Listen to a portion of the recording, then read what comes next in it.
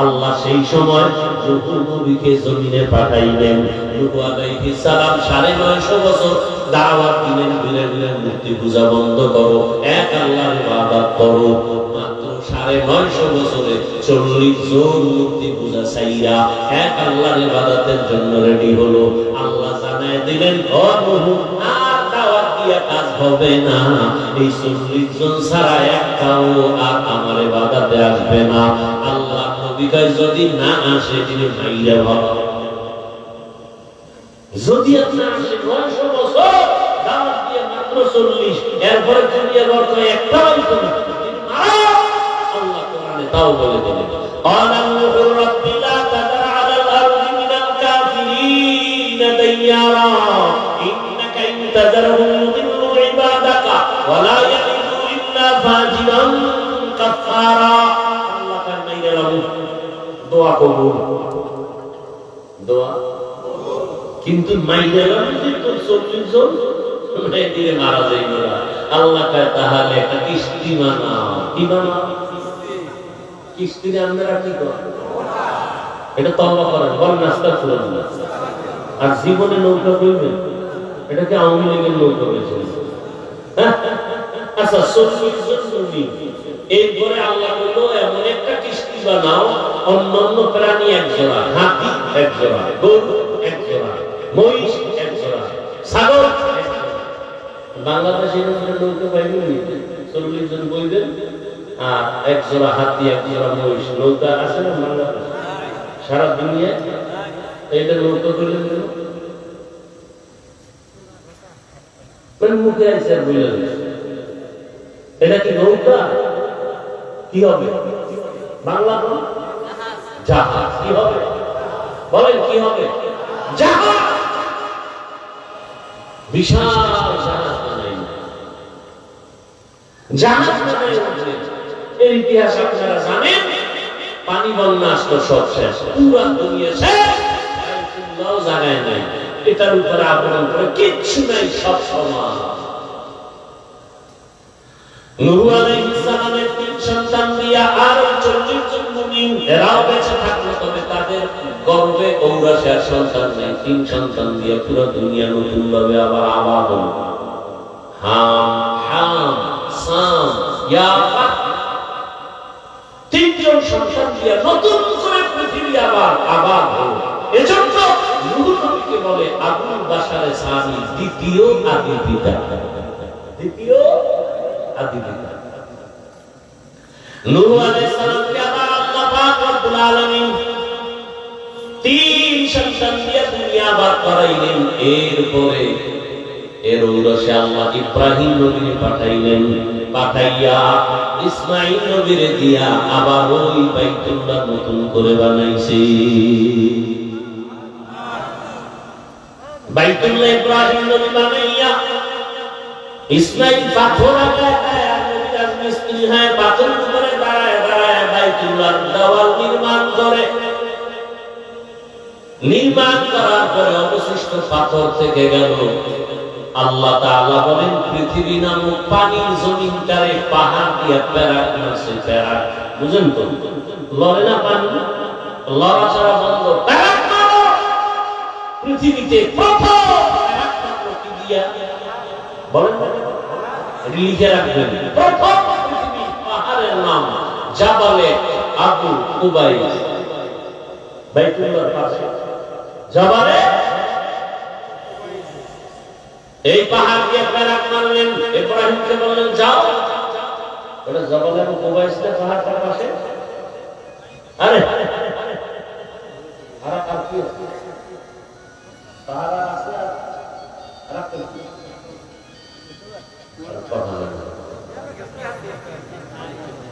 না না, জাবালে আবু কুবাইস আর কোন পাহাড় আছে? এর পাশে হলো সাফা মারওয়া, এর পাশে সাফা। আল্লাহ বললেন, যাও। ইব্রাহিম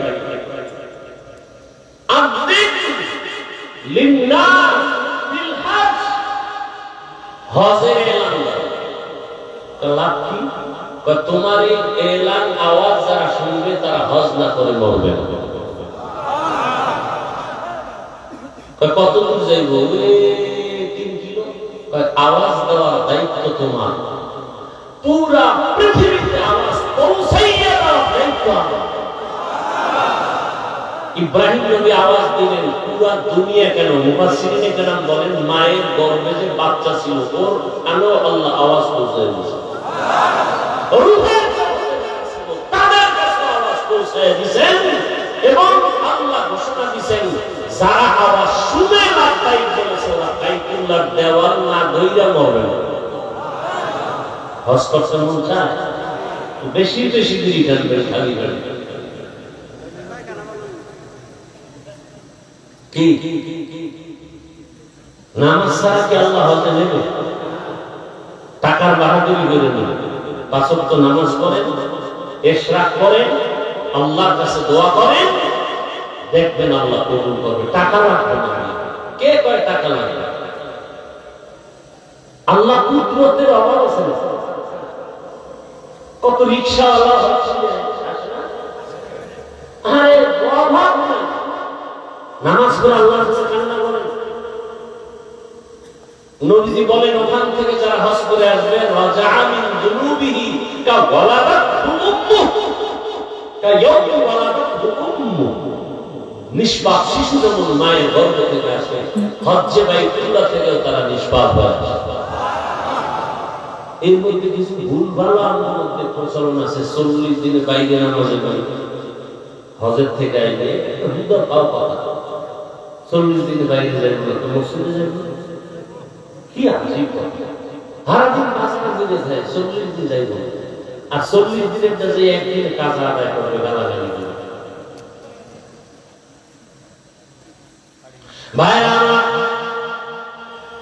পর্দার আড়ালের মা বোনেরা, যুবক বাবারা, বৃদ্ধ বাবাজি, ও বাইতুল্লাহ জিয়ারতের জন্য 5 ওয়াক্ত নামাজ। আপনি ডাক্তার হলে হজ করার জন্য রেডি হয়ে যান, ডাক্তার হলেও কপাল খুলে যাবে। ইঞ্জিনিয়ার হন, প্রফেসর হন, এমপি মন্ত্রী হন, ওসি ডিসিএসপি হন, আল্লাহ ঘর জিয়ারতের জন্য প্রথম আপনি 5 ওয়াক্ত নামাজ পড়ে ইশরাক করে আল্লাহর কাছে দোয়া করে। ও আম্মা জানেরা, এখন সময় আছে, আপনার মতো কত মা নামাজ পড়ে পর্দা করে, আপনারা পারেন না কেন? ও যুবক বাবা, তোমার মতো যুবক স্কুল কলেজে পড়ে, নামাজি অভাব নাই, তুমি পারো না কেন? ডাক্তার প্রফেসর ইঞ্জিনিয়ার নামাজি অভাব নাই, পারো না কেন রে বাবা? ও ব্যবসায়ীরা দোকানদারি করেন, নামাজ পড়তে কেন পারেন না? আপনার মতো কত ব্যবসায়ী নামাজ ছাড়ে না, গাড়ি চালায় নামাজ ছাড়ে না। আল্লাহর কাছে তওবা করেন, জীবনে গুনাহ তো কম করেন নাই, হাতের গুনাহ, চোখের গুনাহ, জবানের গুনাহ, অন্তরের গুনাহ, মোবাইলের মাধ্যমে গুনাহ। আপনি ডাক্তার হয়েছেন, মানুষ হতে পারেন না, চিনেন না। মানুষ যদি হইতেন, কে বানাইল? এত সুন্দর চেহারা কে দিল? এত সুন্দর কণ্ঠের আওয়াজ কে দিল? তৈলের ফ্যাক্টরি থেকে লবণ আসে না, লবণের ফ্যাক্টরি থেকে তৈল আসে না। আব্বাজানের ফ্যাক্টরি থেকে 5 সন্তান, 5 রকম। কে কারিগর? কিভাবে বানাইলো? কণ্ঠের আওয়াজে, কারো কণ্ঠের আওয়াজে মিল নেই, কারণ চেহারা। হাজার কোটি কোটি মানুষ যা বলে এর থেকে আরো বেশি জন্ম নেয়। কোটি কোটি মানুষ, কারণ চেহারার সাথে মিল আছে। এরপর মিল পাও পাইল, এই জায়গায় মিল নেই। কথা না, সরকারের বাবা বানাইছে, আল্লাহ বানাইছেন এই জায়গার টিপের বহুমূল্য। সেই টিপ দিয়া সুদের আইন পাস করো, সেই আইনটা ঘুষের আইনের কাজে লাগা। মানুষ হত্যার পেছনে সে আঙ্গুল ব্যবহার করো। কোনদিন যদি আঙ্গুলের ছাপও মিলে যায়, চোখের চাহনি মিলবে, মিলবে? পৃথিবী কারো চোখের সাথে মিলবে? কার কুদরত? চিনলেন না সে আল্লাহ। চিনছেন? কেমনে চিনলেন? আমি টুপি খুলতে চাই, আপনি টুপি দিতে চান। অথচ দুজনই মুসলমান, দুজনই আল্লাহর গোলাম। আপনার আল্লাহ আর আমার আল্লাহ দুইজন না এক? কোরআন, হাদিস, কাবা, কালেমা, সত্য খবর, ধর্ম, মরার সময় কাফনের কালা, সংখ্যা, কবরের চাই, পোশাক আলাদা কেন? হয়তো পড়লে সবাই প্যান্ট শার্টটাই করি, আলাদা কেন? আপনার আমার আল্লাহ এক, নবী এক, কোরআন এক, হাদিস এক, কাবা এক, ধর্ম এক, কালেমা এক, কবর এক, কাফন এক, কালার এক, সব এক।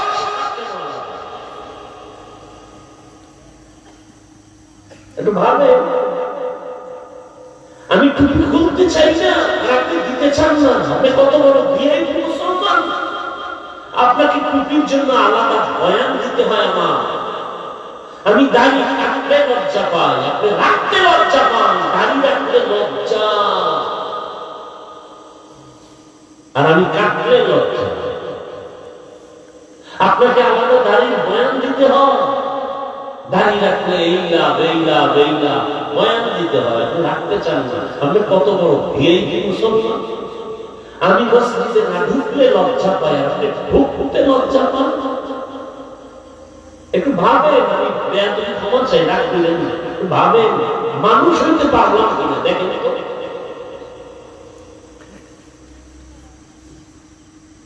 আমি পর্দা না করলে লজ্জা লাগে, আর আপনি পর্দা করলে লজ্জা লাগে। কত বড় ভিআইপি মুসলমান নিজেরা ভাবতেছেন আপনি। হুজুরেরা সব খারাপ, আপনি বড় ভালো মানুষ, নামাজ না পড়ে। আমাকে যদি বলা হয় তারেক রহমান সাহেব টেলিফোন করে আপনাকে স্বরাষ্ট্রমন্ত্রী বানাবো, জীবনেও বানাইতো না, কথার কথা। কেন? আপনি দাড়ি কাটতে হবে। আপনি বলেন তো, আমি বলবো না, আপনি বলেন। ওই মন্ত্রী হওয়ার জন্য আমি দাড়ি কাটবো? আপনি সাক্ষী দেন। আপনি মুসলমান, আপনি দাড়ি কাটেন কেন? 24 ঘন্টা সেকেন্ডে সেকেন্ডে সেকেন্ডে সেকেন্ডে অল টাইম কবিরা গুনাহ, কবিরা গুনাহ, কবিরা গুনাহ, কবিরা গুনাহ। একটা মুনাজাত কবুল হবে না তওবা না করা পর্যন্ত। লিখে রাখেন কথাগুলো। একটা মুনাজাত কবুল হবে না যতদিন পর্যন্ত তওবা না করবে। এরপরে যারা সুদের টাকায় জড়িত, 24 ঘন্টা সেকেন্ডে সেকেন্ডে গর্ভধারিণী মায়ের সাথে জিনা জিনা জিনা,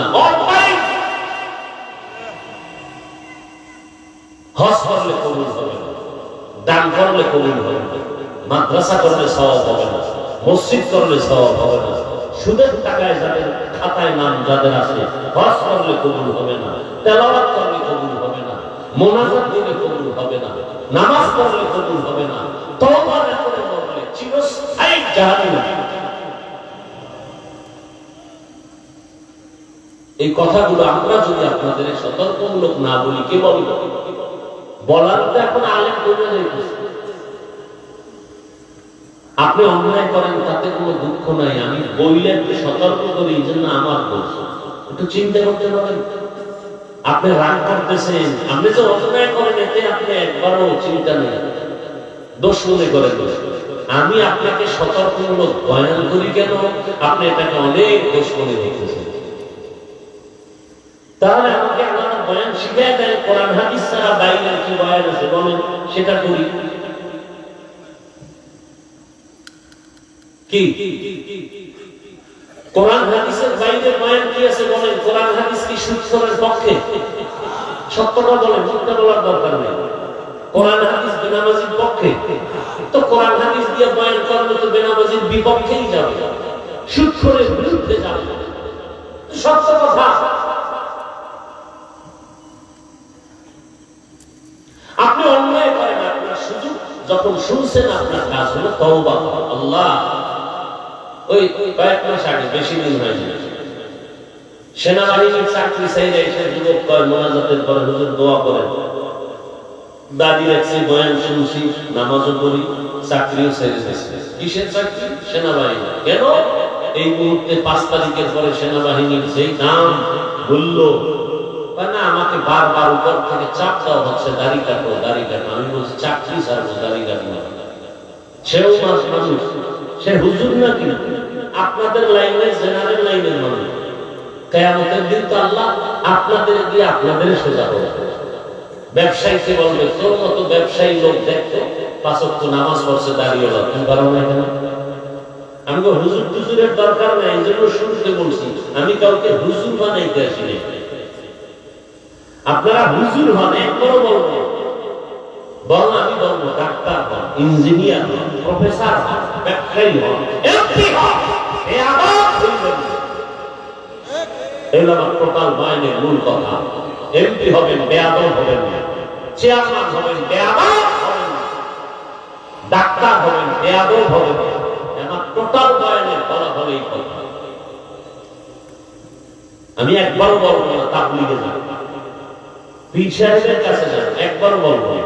ওটা আপনার বিবেক আর ইমানের তাগিদে আপনি জানেন কিনা সেটা আপনার ব্যাপার। আমি বলবো আপনি ডাক্তার হন। আমার দেশে আলেম, মাওলানা, মুফতি, মুহাদ্দিস, বক্তার অভাব নাই, কিন্তু আমার দেশে আদর্শবান ডাক্তারের অভাব। আমার দেশে আদর্শবান নেককার ইঞ্জিনিয়ারের অভাব। আমার দেশে আদর্শবান নেককার এমপি, মন্ত্রী, ওসি, ডিসি, এসপি অভাব।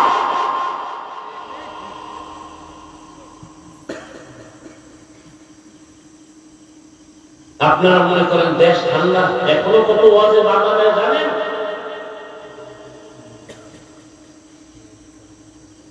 আমি চিন্তা করছি একবার ইচ্ছা রকম মাহফিলের প্যান্ডেলে ধুয়ে দিই, চিন্তা করলাম না আরেকটু ধৈর্য ধরি, আমার মাহফিল বন্ধ করবে সাহসটা কার?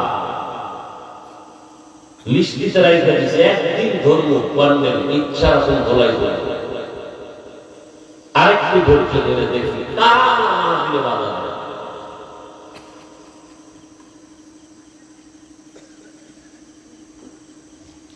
যে ওই প্রশাসনের কেউ জড়িত থাকলে না গোষ্ঠী শুদ্ধা, এরপরে আমি ধর্মীয় প্যান্ডেল, আমি এখনো ধৈর্য ধারণ করতেছি। ওই প্রশাসনের ব্যক্তিকে যে বলবে ওয়াজ করতে দেয়া যাবে না, তাকে চিহ্নিত করতে হবে গোটা দেশের মধ্যে, যে আসলে প্রশাসনের নামে সে দালাল হয়ে বসে আছে। চিহ্নিত করতে হবে।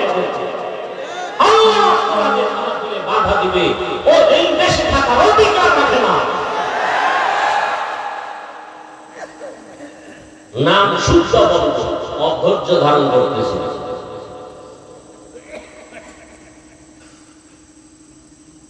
আল্লাহ হেদায়েত দান করুন। আপনারা আমাকে একটু সাক্ষী দেন তো, আমি যে এতক্ষণ বয়ান করছি, বলেন তো আমি আপনাদের যুক্তির বাইরে অমানবিক কোন কথা দেশের বিরুদ্ধে, বলেন তো কোন কথাটা বলছি? বাধা দিবেন কেন?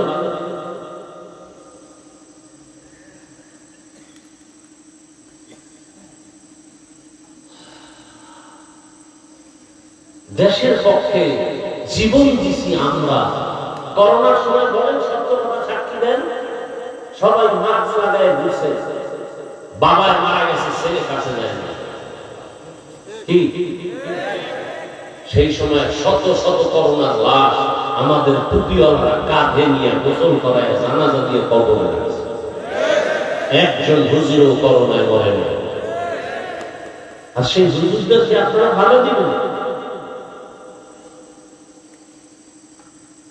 তারা কি আন্দোলন করলেন, কি স্বাধীন করলেন?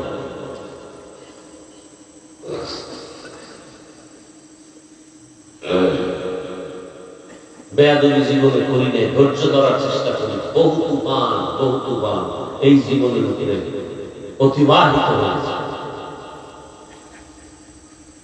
শুধু মিথ্যা অপবাদে গ্লানি নিয়ে পর্যন্ত টিকে আছে। মিথ্যা অপবাদ। ওই 2 দিন আগে না 3 দিন আগে কোথায় বয়ান করছে, এই আয়াত দিয়া বাইতুল্লাহ হজ দিয়া শান্তি ধরা হয়ে গেছে একদম বেয়াদব। লেখাপড়া করো, গবেষণা করো, এরপরে তালাশ করো এই বয়ান কোথা থেকে। ভারতের জমিন থেকে প্রথম হজ পালন করেছেন আমাদের বাবা আদম আলাইহিস সালাম। এই খবরই তো অনেকে জানে না। তাহলে আমার ভারত তো আমার শত্রুর দেশ না, আমার বাবার দেশ। কি ভারত আমার বাবা আদমের দেশ।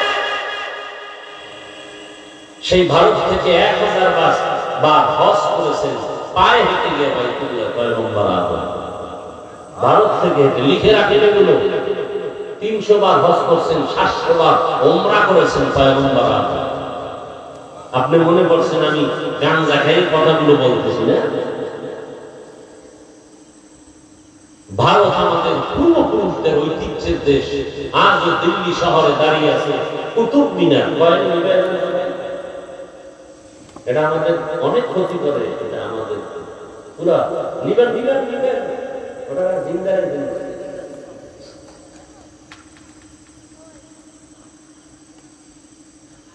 কি কথা বলতেছিলাম ভাই? কুতুব মিনার দাঁড়িয়ে আছে দিল্লি শহরে, জানেন তো? কুতুব মিনারের ইতিহাস জানেন? একটা লোকের মাথার চুল বড়, চুলের মধ্যে উকুন হয়েছে, তার মানে তার কল্লা কেটে দেবে। এই বিচার না উকুন ফালা? কথা বলেন না কেন? উকুন ফালাই ক্রিয়া প্রয়োজনে চুল কেটে দেবে, কল্লা কাটবে। স্কুলে একটা অন্যায় করছে, ওই অন্যায়কারীকে ধলাই করে শাস্তি দাও, পুরো স্কুল বন্ধ করে দেয়। এটা কোন নিয়ম? যে অপরাধ করবে সে অপরাধের শাস্তি চায়, কিন্তু ইতিহাস ভুলাইয়া দিয়া এরপরে উল্টা পাল্টা করবেন। 200 বছরের মতো ব্রিটিশ ভারতকে দখল করেছিল, যে ভারতে হাজার হাজার আলেমকে ফাঁসি দিয়া রাস্তায় রাস্তায় কলকাতা দিল্লি ফাঁসি দিয়ে আলেমের ঘাট ঝুলেছে। সেই ঐতিহ্যের কথা আমরা বলবো না? বাদশাহ শাহজাহান তাজমহল আছে না, আমাদের ঐতিহ্য না? সারা দুনিয়াতে মুফতি সাহেবরা ফতোয়া দিতে, ফতোয়ায় আলমগীরি তালাশ করে। শাহজাহান, তার সন্তান আলমগীর, আকবর, এদের ইতিহাস, মোগলদের ইতিহাস, তুর্কি শাসনের ইতিহাস, গোটা দুনিয়াতে বর্তমানে যত ইসলামের খেদমত চলে সব খেদমতের পাওয়ার হাউস ভারত। অস্বীকার করা যাবে? এখন আপনি বলবেন তুমি ভারতের দালাল, আমি বলবো তোমার 14 গোষ্ঠী দালাল। সত্যকে সত্যই বলতে হবে, মিথ্যাকে মিথ্যাই বলতে হবে। কি হেদায়েত পাইয়াছেন কেউ? হ্যাঁ, খারাপ লাগতেছে না? এখনো ঢুকি নাই সেই বয়ানের মধ্যে, এগুলোতে শুরু হয়ে গেছে যাওয়া।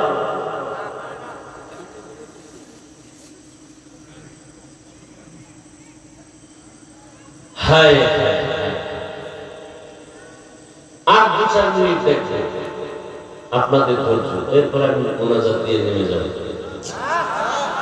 আমি দেখলেই দেখবো, না বলতে হবে। ধৈর্য থাকলে আরো বয়ান চলবে, আরো আধা ঘন্টা। আর যদি দেখি না ধৈর্য নাই, তো আমি দেখবো এখান থেকে তাকে উঠা বসা করবে, মোনাজাত দিয়ে নেমে যাবে। কারণ জোর করে বয়ান শুনানের জিম্মা আল্লাহ আমল দেন। মানে শুনবেন, কষ্ট করে বলবো, শুনবেন না এত কষ্ট করে বলার দরকার নেই। ঘুমের তো গবেষণা করে লেখাপড়া করে আসছি বয়ান করতে, সোনাবন্ধের গান গাইতে আসি।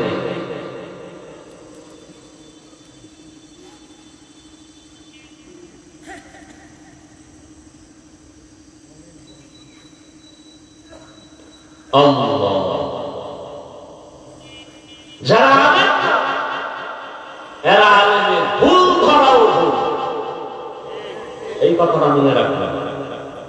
যারা আলেম না তারা আলেমদের পেছনে ভুল ধরাও ভুল,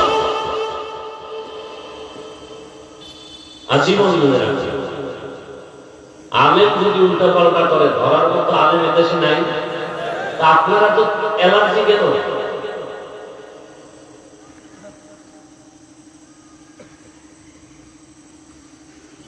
এখন তো মিডিয়া কেউ পার পেতে পারবে না উল্টা পাল্টা বলে, এত টেনশন কিসে? শুধু শুধু আপনি ফেসবুকে উল্টা পাল্টা লেখে আপনি কেন গুণাগার হন? কি দরকার? ক্ষতি তো আলেমের হয় না, আপনার হয়।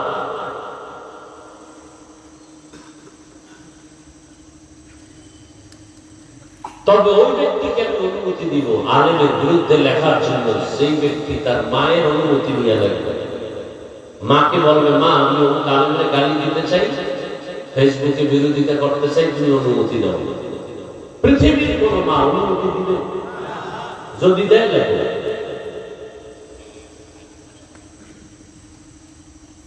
সামনে আগামী বয়ান।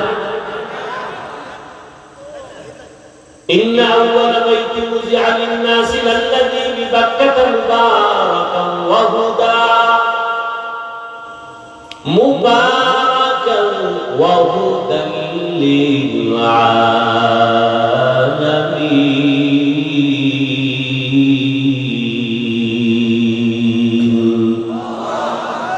আল্লাহ বলেন, প্রথম ঘর আমি বানাইলাম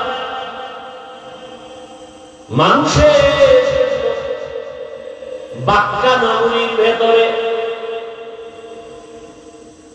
তার মানে অর্থ শেষ। এবার এটার ব্যাখ্যা শুনতে থাকি, অল্প বলবো, কারণ এটা ৩-৪ ঘন্টা বললেও শেষ হবে না। আমি যতটুকু মুতালা করে আছি, লেখাপড়া করে আছি, ৩-৪ ঘন্টা বললেও ধারাবাহিক এই শেষ হবে না।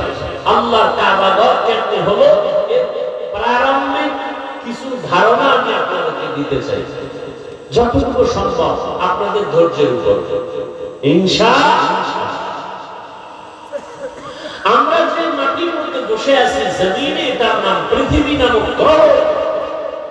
এক সময় এই পৃথিবী নামক গ্রহ বলতে কিচ্ছু ছিল না, ছিল পানি আর পানি আর পানি। আসলো কোথা থেকে পানি? অনেক কথা বুঝে আসবে না, মেনে নিতে হবে, না হয় ইমান চলে যাবে। কেন কেন কেন সব জবাবের এক জবাব, সব আমার আল্লাহর কুদরত। কার কুদরত? আল্লাহর কুদরত। আল্লাহ একটা মুক্তা বানালেন। মুক্তা কি বানালেন? মুক্তা অনেক বড়। আল্লাহ মুক্তাকে আদেশ দিলেন, তুমি পানি বের করবে। ঐতিহাসিক জন লিখেছেন 20 কোটি বর্গ মাইল এরিয়া নিয়ে পানি দিল এক মুক্তা। কি বলবেন? তাও শিখাই দিত শিশু মানুষ তো। সুবহানাল্লাহ বলবেন, শুরুতে বলছি, একবার বললে লাভ কি? গেছে, ভুলে গেছে। গাছ কাটবেন, আমি বেহেশত বাড়ি গিয়ে সুবহানাল্লাহ বলবেন না, যেখানে বিড়িটা এই মুখ দিয়ে সুবহানাল্লাহ আসলে অনেক সময়ের ব্যাপার, কারণ ধুয়ার পরে ঘুরে গেছে সুবহানাল্লাহ। আল্লাহ বললেন, মুক্তা তুমি পানি দাও। 20 কোটি বর্গ মাইল এরিয়া নিয়ে মুক্তা থেকে পানি বের হলো। বুঝে না আসলে যদি কেউ যুক্তি চায়, দিলের সান্ত্বনার জন্য, তার জন্য যুক্তি আছে। আর যদি কেউ বলে যুক্তি না পেলে মানবো না, ওর জন্য কোনো যুক্তি নেই। আর যে বলে আমি না বুঝলেও মেনে নিছি, তবে যুক্তি পাইলে দিলের একটু কি হবে? সান্ত্বনা হবে। যেমন পয়গম্বর ইব্রাহিম আলা নবিয়িনা ওয়া আলাইহিস সালাতু ওয়াস সালাম আল্লাহকে বলেছিলেন, হে মালিক, তুমি মরাকে জিন্দা কেমনে করবা? আল্লাহ প্রশ্ন করলেন, ইব্রাহিম তুমি কি বিশ্বাস করো না? বলে অবশ্যই করি। তাহলে আমার প্রশ্ন কেন? নবী বললেন, লিয়াতুমাইন্না কলবি, আমার অন্তরের সান্ত্বনার জন্য। এক ছোট মুক্তার থেকে 20 কোটি বর্গ মাইলের পানি কিভাবে আসলো? যুক্তি না থাকলো মানেননি, মানে মানলে যুক্তি শুনি। রহমতের নবী আমার যুদ্ধের ময়দানে রওয়ানা, সাহাবায়ে কেরাম সাথে রওয়ানা। হঠাৎ চলতি পথে পানির সংকট দেখা দিল। যার যার কাছে দূরে চোখে পানির পাত্রে পানিও শেষ হয়ে গেল। আশেপাশে পানির কূপ নাই, পেরেশান হয়ে গেলেন। ইয়া রাসূলুল্লাহ, পানির পিপাসা। নবী বললেন, পাত্র খালি বলে না, খালি হলো দিয়ে কোথা থাকে না, থাকে না। আর বলেন না, নবী বলেন সবাই পাত্রের ওই 1-2 ফোঁটা পানি এক জায়গায় জমা করো, কলম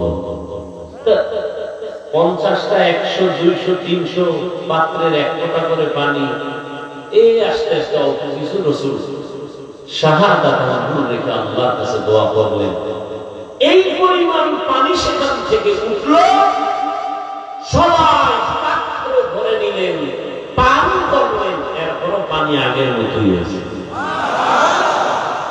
আর এখনো আছে, ঝমঝম আছে না, ঝমঝম কূপের পানি।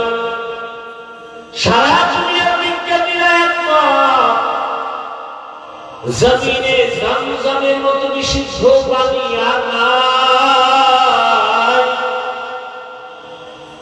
Crore crore crore million trillion billion litre পানি হাজিরা নিয়ে যায়, কিন্তু শুরু থেকে আজ পর্যন্ত যেরকম পানি এখনো।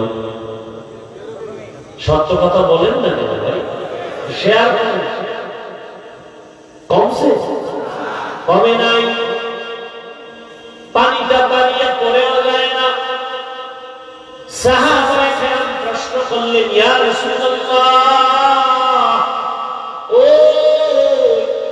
জমজম কূপের তলা কোথায়? রহমতের নবী বললেন, জমজম কূপের তলা হলো হাউজে কাউসারের সাথে লাগানো। কাদেরে কুদরত দারি বরকামাল, আনতা রব্বি আনতা হাসবি যুল জালাল, তুহি কাদের জলিলুল্লাহ জাহাদা, বহর হালে তুহি মেরা নেগাহদা। খারাপ লাগতেছে আপনার?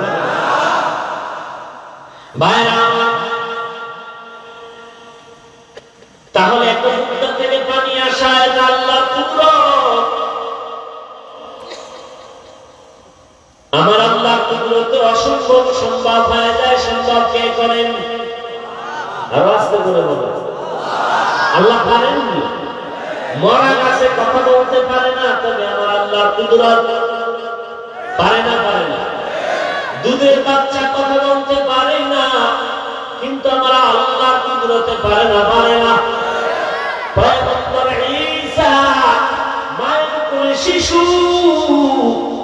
যখন মারিয়াম আলাইহিস সালামকে কওমের লোকেরা ধরে বলল, এই বাচ্চা পাইছে কই, বাপ নাই। একদল বলতে বলতে বলে ফেললো, এই সন্তান যার সন্তান। আসতে বললেন কেন? খেয়াল করেন, ঈসা নবীকে বলে বাপ নাই, অতএব এটা কি সন্তান? বলেন না কেন? অবৈধ সন্তান। এইবার আল্লাহ জানায় দিলেন, মারিয়াম তুমি নিজেই বলে দাও যে এই বাচ্চাটা কোথা থেকে আসছে, ওই বাচ্চাই বলবে। সবাই তো এটা কি বল, মারিয়াম বাচ্চা কথা বলবে, তুমি জিজ্ঞাসা করো। ওই সময় আবার রোজার নিয়ম ছিল, কথা বললেই রোজা ভাঙবে, কথা বললেই রোজা। এটা আমাদের যুগের দরকার ছিল।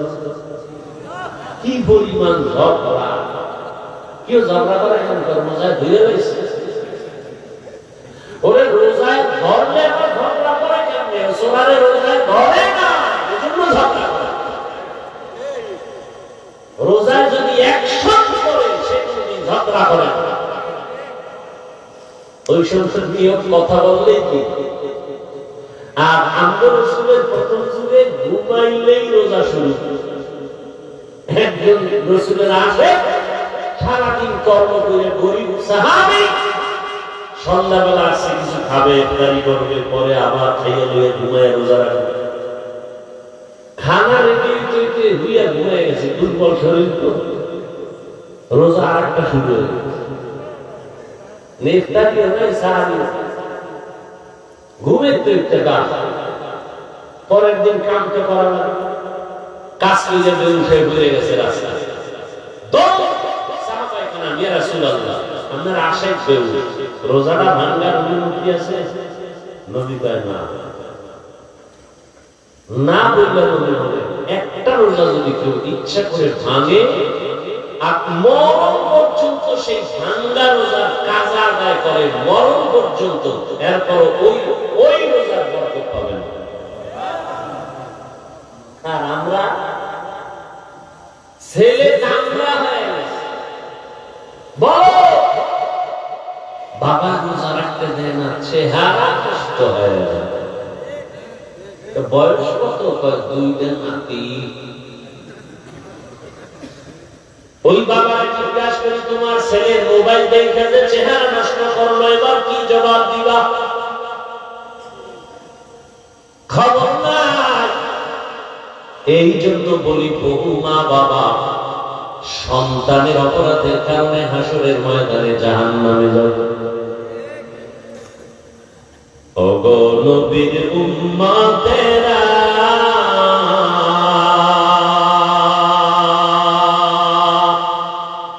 হয়ে আজি দিশাহারা,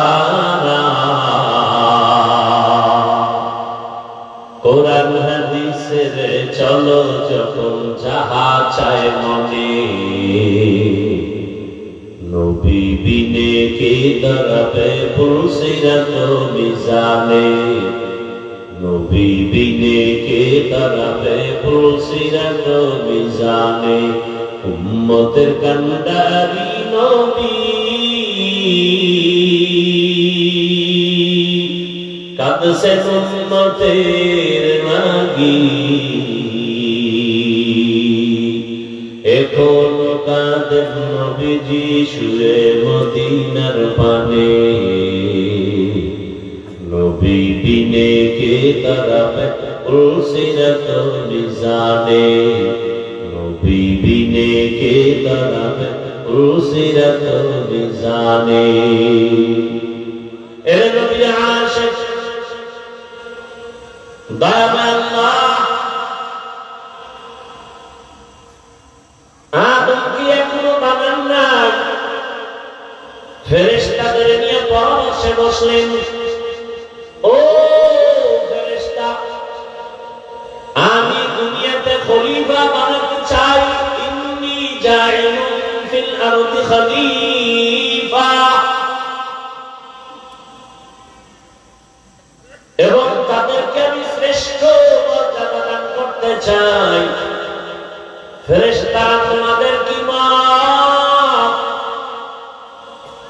ফেরেশতারা জানতে চাইলেন, হে মালিক, যেই জাত বানাইবা তাদের আদর্শ কেমন হবে? আল্লাহ অন্য আয়াতে আদর্শের কথা বললেন, ওয়াশ-শামসি ওয়া দুহাহা ওয়াল কমারি ইযা তালাহা ওয়ান নাহারি ইযা জাল্লাহা ওয়াল লাইলি ইযা ইয়াগশাহা ওয়াস সামাই ওয়া মা বানাহা ওয়াল আরদি ওয়া মা তাহাহা ওয়া নাফসিন ওয়া মা সাওয়াহা ফাআলহামাহা ফুজুরাহা ওয়া তাকওয়াহা। বরকিয়ামত কি জমিন দরনে কবা কে জিনা দি তাগাওহি হাতে হা। এমন জাতি আমি বানাবো, এরা চাইলে নেক করবে, চাইলে খারাপ কাজ করবে, গুনাহ করবে। ফেরেশতারা বললেন, নাহনু নুসাব্বিহু বিহামদিকা ওয়া নুকদ্দিসু লাক। হে মালিক, তোমার প্রশংসা, তোমার গুণগান বয়ান করার জন্য তো আমরাই যথেষ্ট। এটা ছিল সরাসরি প্রশ্ন, মনে মনে আবেগ ছিল, শ্রেষ্ঠ হলে তো আমরাই হব, অপরাধ তারা করে, এরা তো শ্রেষ্ঠ হতে পারেই না। আল্লাহ কি জবাব দিলেন? ইন্নী আ'লামু মা লা তা'লামুন।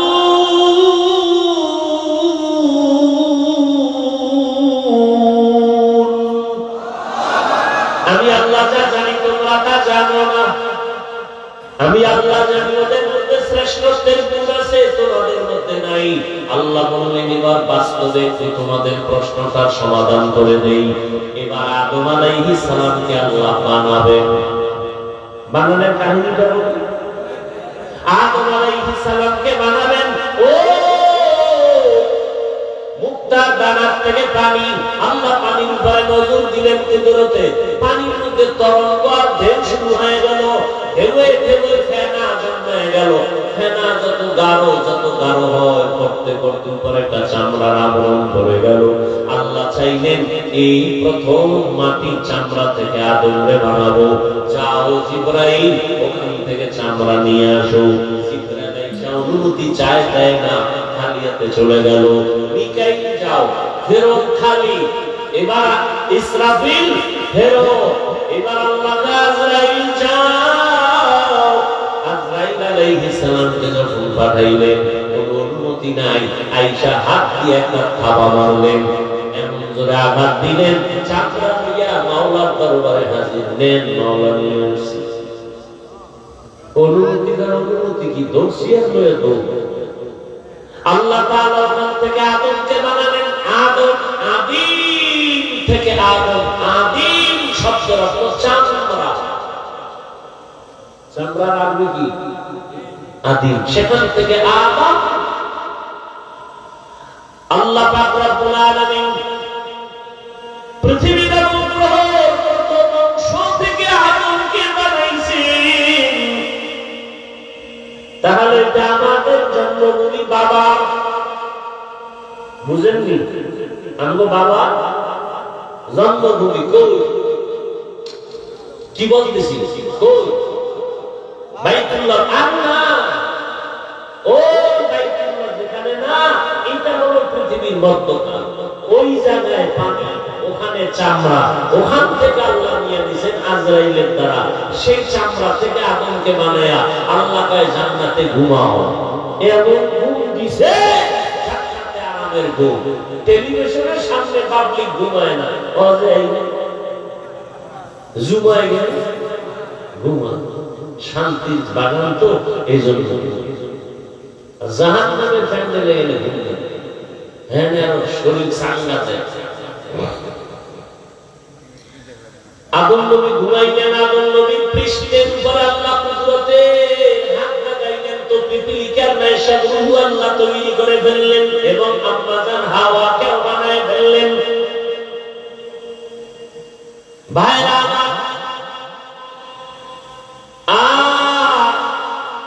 আদমরে বানাইয়া ফেরেশতার সামনে হাজির করে আল্লাহ বললেন, ফেরেশতারা সব মাখলুকাতের নাম বলো, কয় পারি না। আল্লাহ কয় আদম বলো, আল্লামা আদামাল আসমাআ কুল্লাহা। আদম নবী সব বলে ফেললো। সাথে সাথে ফেরেশতারা বলল, মাফ চাই। রব সুবহানাকা লা ইলমা লানা ইল্লা মা আল্লামতানা ইন্নাকা আনতাল আলিমুল হাকীম। ও আল্লাহ, আপনি যা শিখাইবেন সেই ইলম পাবেন, বাইরে পাবো না। মনে মনে যে ভাবছিলাম আমরা শ্রেষ্ঠ হব, এটাও ভুল হয়ে গেছে। আল্লাহ মাফ করে দাও। ডাইরেক্ট ক্ষমা চায় না, ক্ষমার মধ্যে একটা ওসিলা পেশ করলো, আমল।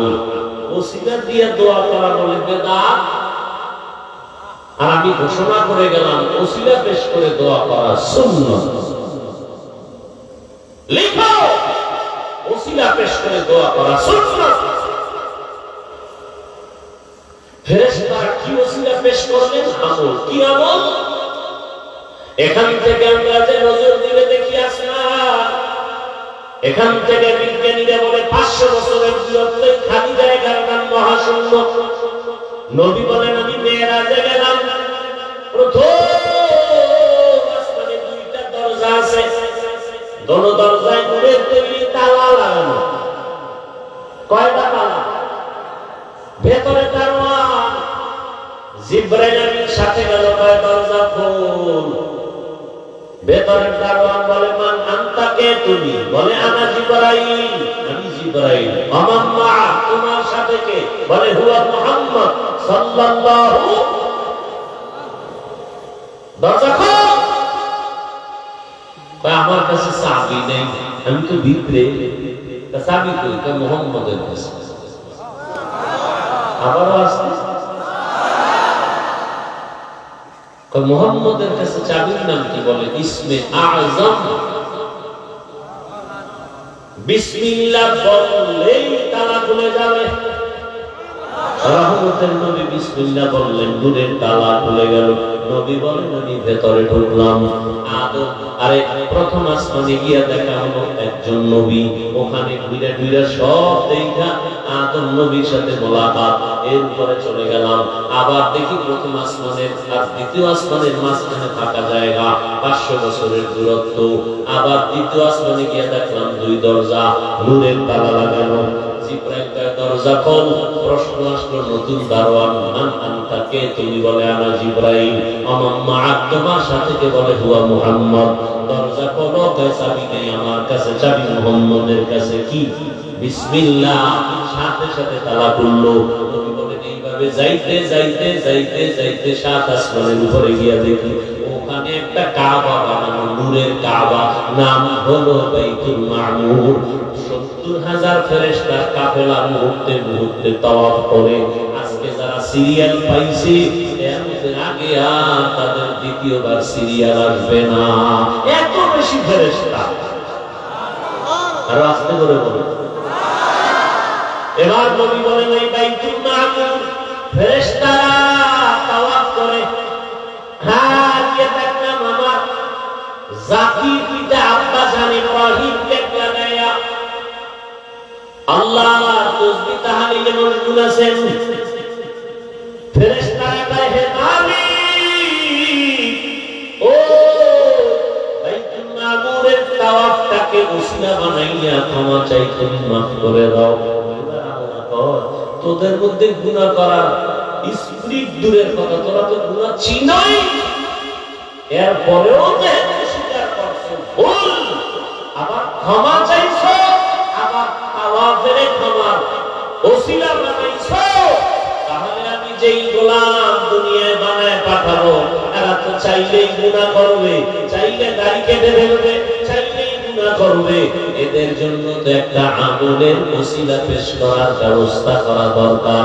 আল্লাহ কয়, জিবরাইল যা, ওই আদমরে যেখান থেকে নিয়ে আসে ওই জায়গা নির্দিষ্ট করে রাখ, আমি ওখানে তোমার দিয়া ঘর বানাবো, বাইতুল্লাহ।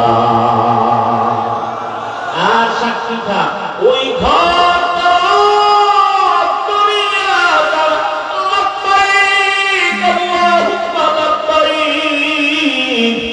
আওয়াজ যারা দিবে, জিবরাইল সাক্ষী থাক, ওদের জীবনের সব গুনাহ লাব্বাইকের দ্বারা মাফ করে দিব। জীবনের একটা গুনাহ আমলনামায় থাকবে না। আল্লাহ তাআলা ওই ঘর বানাইলেন। এবার বুঝেননি ঘর বানানোর কারণ? বাইতুল্লাহ, ইন্না আউওয়ালা বাইতিন উযিয়া লিন-নাস, প্রথম